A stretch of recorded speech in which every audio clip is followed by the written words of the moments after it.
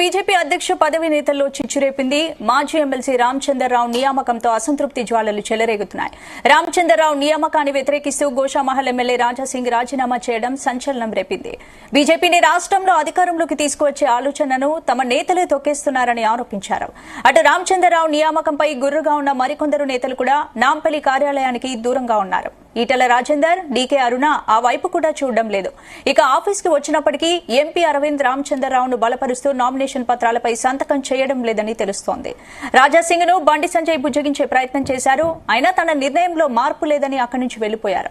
రాజాసింగ్ రాజీనామా లేఖతో తెలంగాణ బీజేపీలో hot discussion నడుస్తోంది. आपके ही हाथों से हम पार्टी में ज्वाइन हुए थे 2014 में और आपके ही हाथों में हम रिजाइन दे रहे हैं.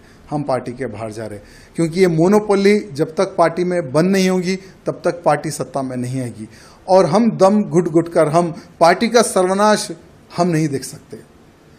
यानी बीजेपी को डुबोने का कार्य कर रहे हैं यहाँ के लोग. यहाँ के कुछ अधिकारीगण जो सत्ता का गलत उपयोग करके पार्टी को डुबोने का जो कार्य कर रहे हैं ना, तो ऐसी डूबती नैया में और पार्टी को डूबते हुए हम नहीं देख सकते. इसलिए हम पार्टी के बाहर आए.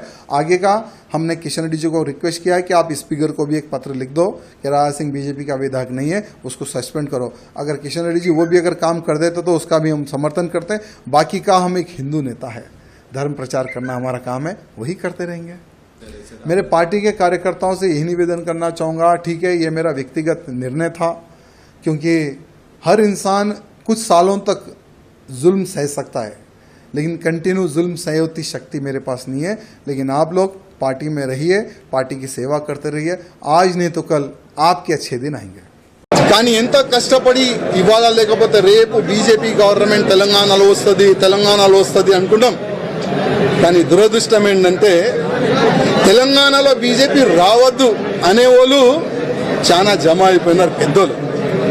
ఇప్పుడు వాళ్ళే అనుకోకపోతే మేము ఎంత కష్టపడి మా ఫ్యామిలీని రిక్స్ చేసిన తర్వాత ఇంత పని చేసిన తర్వాత లాభం మేము ఉండవు కదా. అందుకోసం అయ్యా మీ పార్టీకి దండం, మీకు దండం అని ఒక లవ్ లెటర్ ఇచ్చి వెళ్తున్నాం. ఒక వార్త నడుస్తుంది, భారతీయ జనతా పార్టీకి ప్రెసిడెంట్ ఎవరు కావాలి, కేంద్రం నుంచి ఒక సిగ్నల్ వచ్చిందని ఆ విధంగా ఒక వార్త అయితే నడుస్తుంది. నా అభిప్రాయం వ్యక్తిగతంగా ఏంటంటే భారతీయ జనతా పార్టీ ప్రెసిడెంట్ ఏ విధంగా ఎన్నుకోవాలంటే బూత్ కార్యకర్త నుంచి సీనియర్ అధికారుల వరకు, సీనియర్ అధికారుల నుంచి పార్టీ యాక్టివ్ మెంబర్ వరకు అందరు కూడా ఓట్ వేసిన తర్వాతనే భారతీయ జనతా పార్టీ తెలంగాణ ప్రెసిడెంట్ డిక్లేర్ అయితే చాలా బాగుంటుందని నేను వ్యక్తిగతంగా అనుకుంటున్నాను.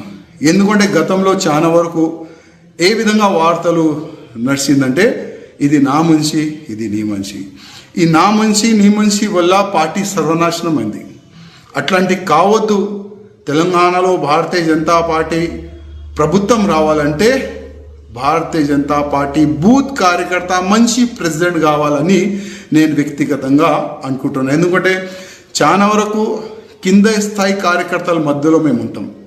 కింద స్థాయి కార్యకర్తలు ఆలోచన ఏ విధంగా ఉంటుంది, ఎందుకంటే ఆ కింద స్థాయి కార్యకర్తల వల్లనే వాళ్ళు పని చేసినందుకే ఇవాళ 8 మంది ఎమ్మెల్యే మనం తెలంగాణలో గెలిచినాం. ఆ కింద స్థాయి కార్యకర్తలు బూత్ కార్యకర్తలు పని చేసినందుకే 8 మంది ఎంపీలు కూడా గెలిచినాము. అందుకోసం ఆ కింద స్థాయి కార్యకర్త నుంచి పై అధికారి వరకు మా ప్రెసిడెంట్ ఈ విధంగా ఉండాలి, మేము ఈయనకి ఓటు వేస్తాం, ఆ విధంగా ఒక ప్రొసీజర్ జరిగితే చాలా మంచిగా ఉంటుందని నేను వ్యక్తిగతంగా.